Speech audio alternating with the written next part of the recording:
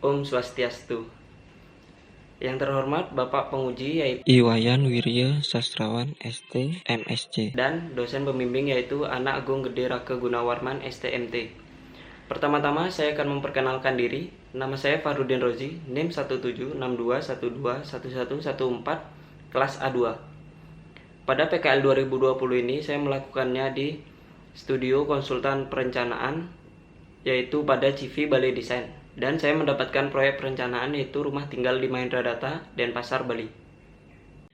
Di sini saya akan mempresentasikan tentang praktek kerja lapangan atau PKL yang sudah saya lakukan di Studio Balai Desain.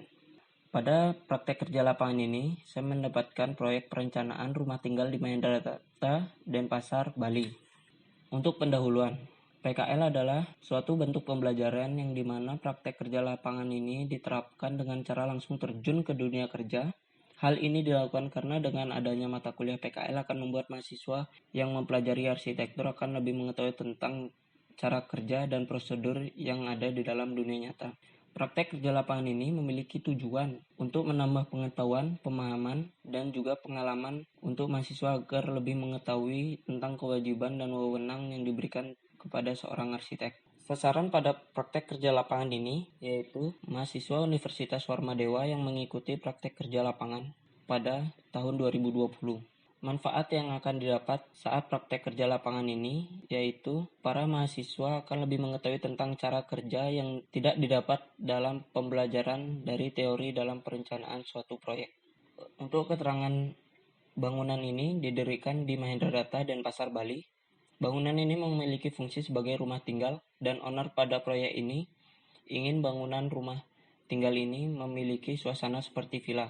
Maka dari itu bangunan rumah tinggal ini dibuat semi villa. Nama proyek ini yaitu Rumah Tinggal di Mahendra Data. Untuk pemiliknya sendiri yaitu Nyoman Setiawan, dan proyek ini akan dibangun pada 2020.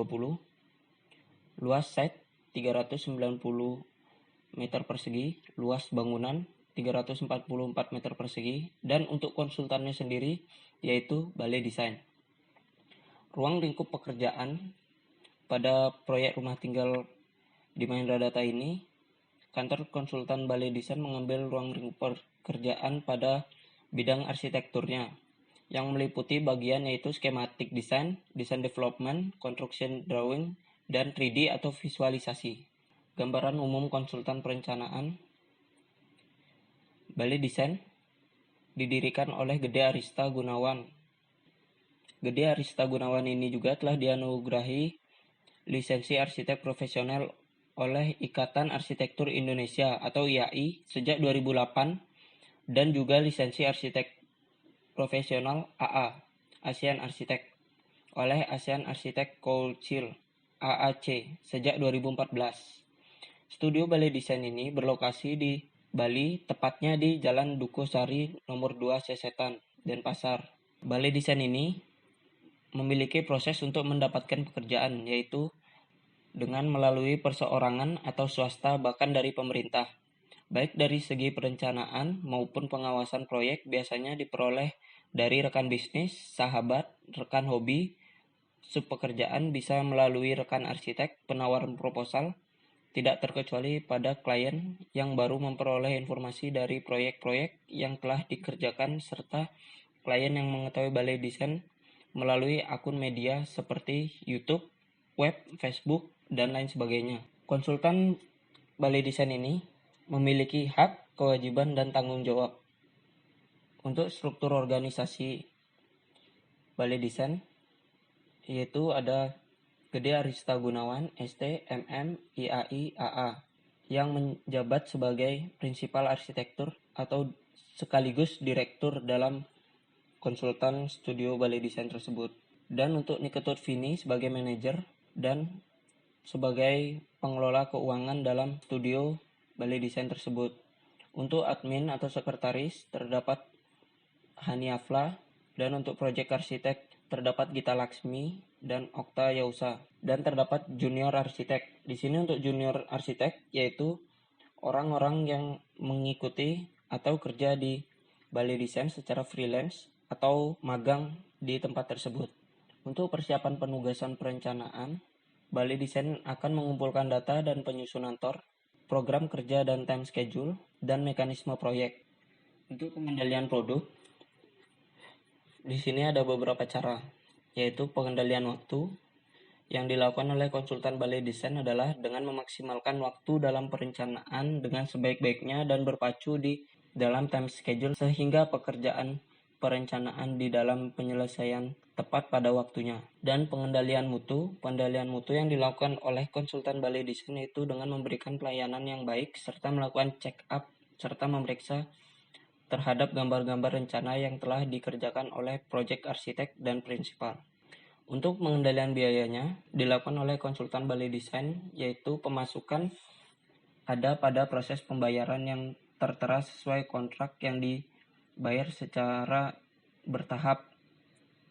Dan untuk revisi pada Balai Desain ini dilakukan apabila kedua belah pihak menemukan masalah dalam hal perencanaan tersebut. Revisi akan dilakukan apabila klien menginginkan adanya perubahan pada gambar dan terdapat desain yang tidak sesuai dengan keinginan penyedia jasa.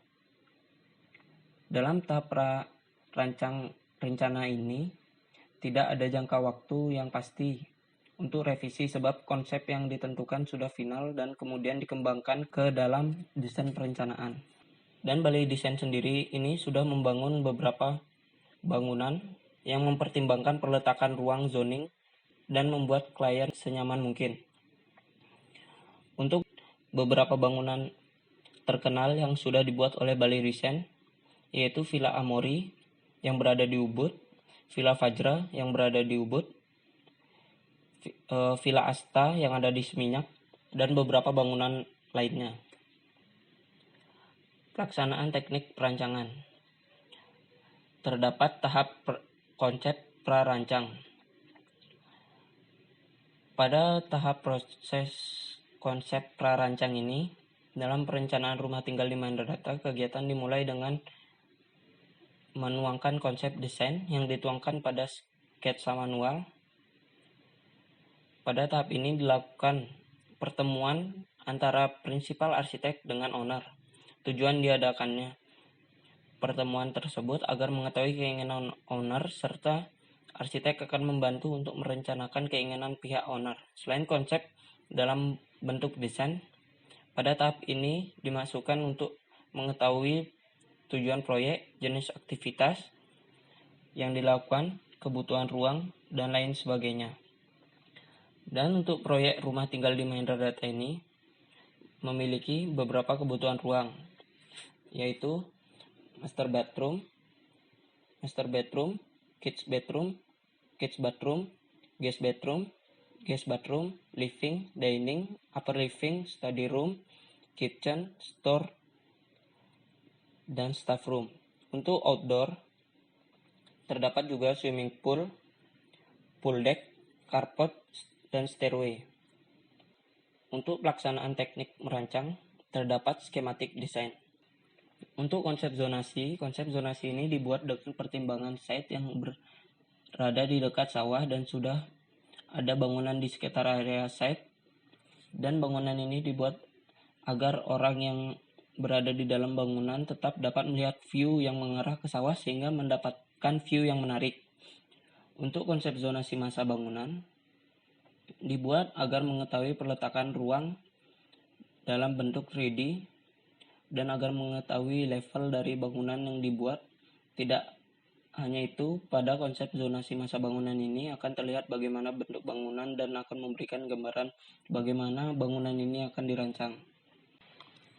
Dan untuk pengembangan rancangan, tahap pengembangan desain arsitek melakukan analisis terhadap data-data dan informasi yang diberikan oleh owner atau pemberi tugas tersebut dan berusaha mentransformasikan ke dalam desain awal.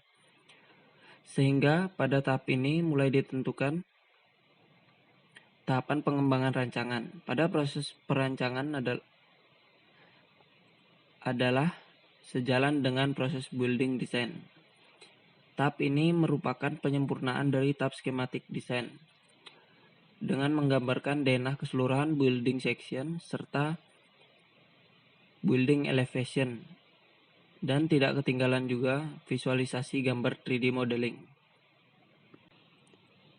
Dan pada tahapan ini akan menghasilkan beberapa gambar, yaitu set plan, floor plan, tampak, potongan, dan 3D rendering. Untuk floor plan di sini terdapat dua jenis, yaitu color plan dan floor plan.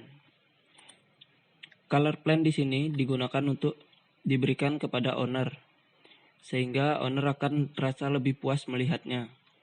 Sedangkan untuk gambar kerja atau lower plan di sini digunakan untuk diberikan kepada kontraktor. Untuk floor plan di sini memiliki beberapa ruangan, yaitu master bathroom, kids bathroom,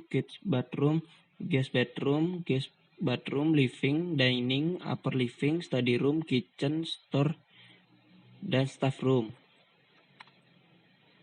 Dan untuk tampak di sini, Balai Desain memiliki dua jenis, yaitu tampak site dan tampak bangunan. Dan untuk tampak di sini menggunakan dua tampak, yaitu tampak samping dan tampak depan.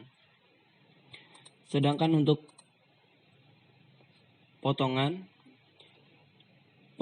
di sini menggunakan potongan AA dan potongan BB.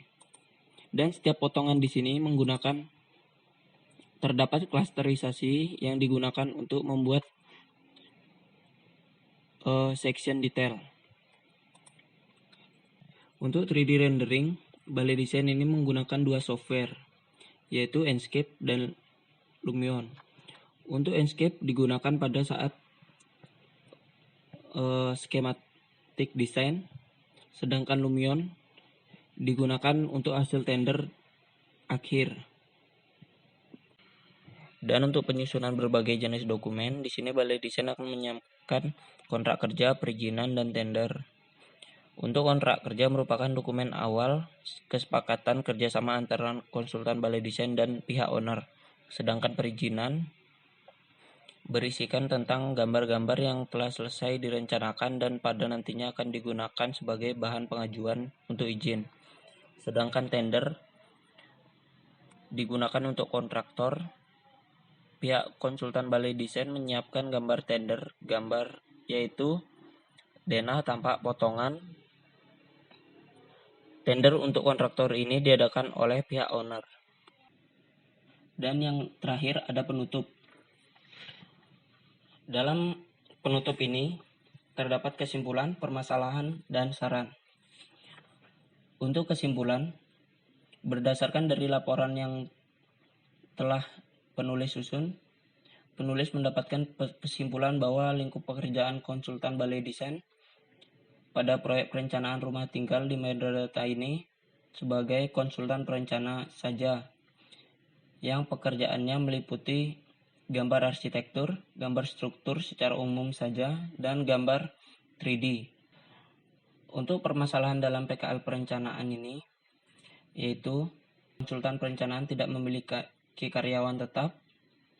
Hal ini akan mengakibatkan apabila ada pekerjaan yang overlapping, beberapa bagian pekerjaan tersebut bisa saja tidak utuh, dokumen file masih berada di tangan penanggung jawab sebelumnya, dan karyawan yang melanjutkan perlu waktu untuk merapikan file pekerjaan tersebut.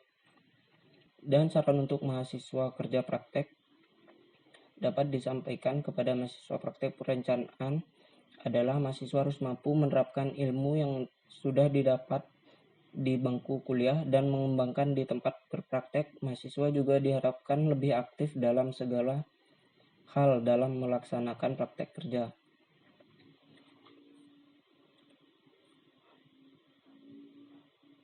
Sekian presentasi dari saya. Saya ucapkan terima kasih. Jika ada salah kata, saya mohon maaf. Sekian yang bisa saya sampaikan. Om Santi Santi Santi Om.